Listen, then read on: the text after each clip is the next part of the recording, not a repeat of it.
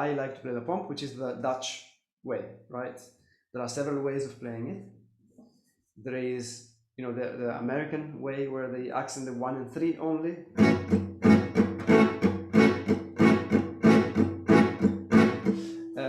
There are several styles. There is also this kind of a pomp. There's a more modern ways.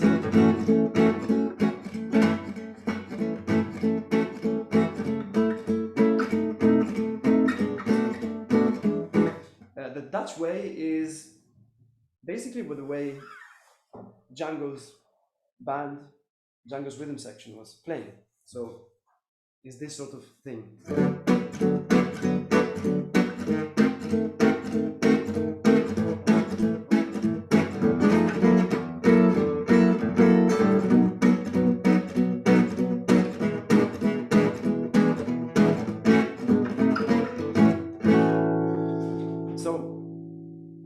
Basically, the way this works, we have a small downstroke. And what I mean by small downstroke, I mean we only hit the first few strings, let's say 2 strings or 3. And then a big downstroke. And with a big downstroke, we're going to hit all the strings. So only the top strings, all the strings. Top strings, all the strings.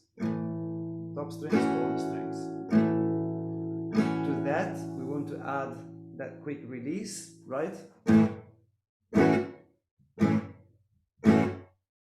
Which means straight after we play a downstroke, then we're going to release that my left hand so that we kill the sound instantly. So it's short.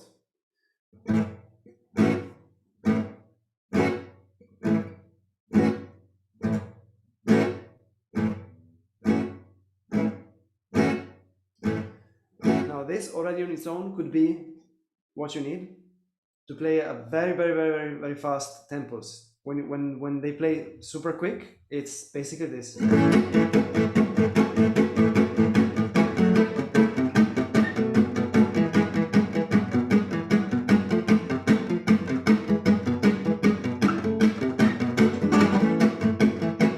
But if you go any slower than that, and also in ballads, then you're gonna need to add that upstroke. So that upstroke is super important. It takes a very long time to get. And what I mean by that upstroke is this. So we have just a recap: small downstroke, big downstroke. Remember, the big downstroke is all the strings. So small downstrokes, small downstroke, big downstroke, and then just before the next downstroke, we want to do that upstroke. The upstroke, we do it on the muted strings, like this. I'm trying to break it down as simple as possible. So small downstroke, big downstroke, and then with an upstroke, I'll be hitting the strings as they are muted. See, if I did it in slow motion,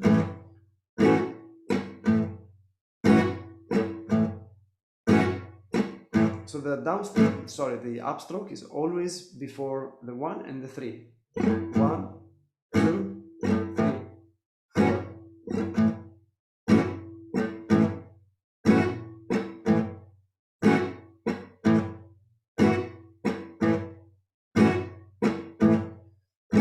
Now, what is the most common mistake? And this is something I learned the first time I went to study with someone, with a master, let's say, it was when I went to study with Lolo. And we spent the first 8 to 10 hours just working on this, because he wouldn't let me go any further until we got this down. And what he was really insisting on was that speed of that upstroke, or in other words, how fast or how close that upstroke is to the next downstroke, right? So a mistake that I hear a lot and that I used to make also is this. See that upstroke 2 in between the downstrokes, 2 in the middle, not close enough. And if we play like that, can you hear it? It doesn't sound like, it sounds okay, right? But it really does swing. It doesn't sound like the real thing. Even if we play it a bit faster.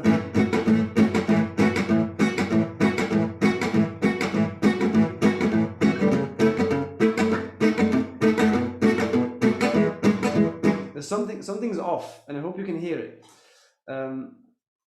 The way it starts sounding really good and swinging is when that upstroke is extremely close to the next downstroke. So, and it cannot be too quick. So you basically try and do it as quickly as possible, which is this. You basically try and leave it to the last millisecond if you can.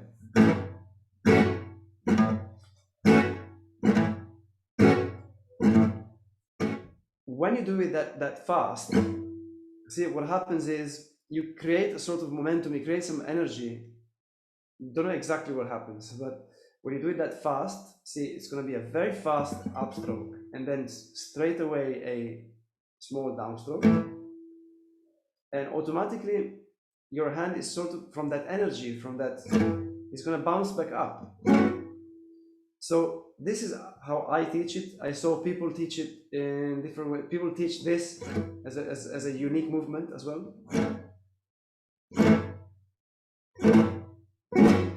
The way I think about it, I prefer to teach it in, break it down. This is how my brain works. But so see what works for you. You will get it as you practice it. But it is basically a small downstroke, a big downstroke, and then we want to do an upstroke as close as possible to that next downstroke. That's it.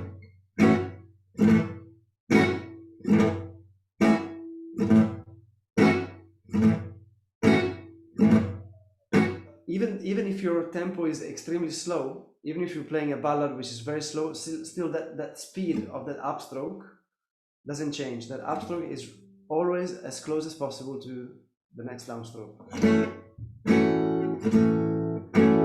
When we play ballads, we're going to see in a moment, we can have longer chords instead of killing it straight away. When we play ballads, we can have longer chords here. But see how my upstroke is always as quick as possible, even if the tempo is quite slow.